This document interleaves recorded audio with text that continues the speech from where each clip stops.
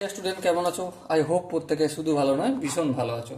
স্ক্রিনের ওপর একটা কোশ্চেন আছে, প্রশ্নটা কি খুব সুন্দর question. F x equal to sine x plus cos x এর মান কত? চারটে অপশন আছে, অপশন এ ধনাত্মক, অপশন বি ঋণাত্মক, অপশন সি 0, অপশন ডি হচ্ছে 2। ঠিক আছে, দেখো এই এক্স মানে হচ্ছে এটা কোণ। কোণের মান তুমি যত ডিগ্রি বলো না কেন, আমি এটা করলাম ঘুরে ফিরে 2 × 90 প্লাস মাইনাস করে এসে যাবে, তাই না? সো এক্স এর মানটা, কোণের মানটা কত থেকে কতর মধ্যে? 0 ডিগ্রি সমান অথবা এর মধ্যে, আর কত ডিগ্রির মধ্যে?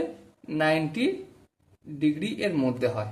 বেশ, আবার দেখো সাইন এক্স এর সব থেকে ছোট মান কত?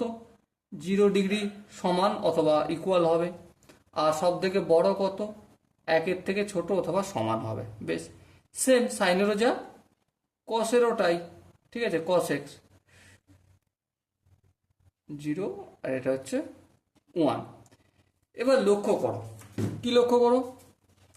যে এই সাইন এক্স এর ভ্যালুটা তুমি যতই পুট করো না কেন 0 আর 1-এর মধ্যে হবে, তাই না? হ্যাঁ ঠিক।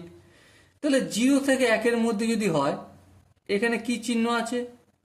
পজিটিভ আছে। তাহলে দুটোকে প্লাস করলে তো পজিটিভই হবে। তাহলে অপশন এ কি আছে? ধনাত্মক, ওটাই আনসার হবে। আমি যদি একটু যুক্তি পরীক্ষা দিয়ে দেখিয়ে দিতে চাই, সাপোজ মনে করো এফ এক্স এর জায়গায় আমি π/4 লিখছি, তাহলে এটা কি হবে? সাইন π/4 মানে 45 ডিগ্রি প্লাস কস 45 ডিগ্রি, তাই না? সো সাইন 45 ডিগ্রির ভ্যালু কত? সাইন 45 ডিগ্রির ভ্যালু হচ্ছে আমার 1/√2, আর কস 45 ডিগ্রির ভ্যালু হচ্ছে 1/√2। সো কত আসবে এটা? 2 × 1/√2। সো আলটিমেট কি হবে? √2। সো এটা কি কখনো 0 আসবে? 0 আসবে না। হ্যাঁ, 0 আসতে পারতো যদি এখানটা মাইনাস চিহ্ন থাকতো, কিন্তু কোশ্চেন এখানটা প্লাস চিহ্ন দিয়েছে। সো আনসার হবে অপশন এ, ধনাত্মক।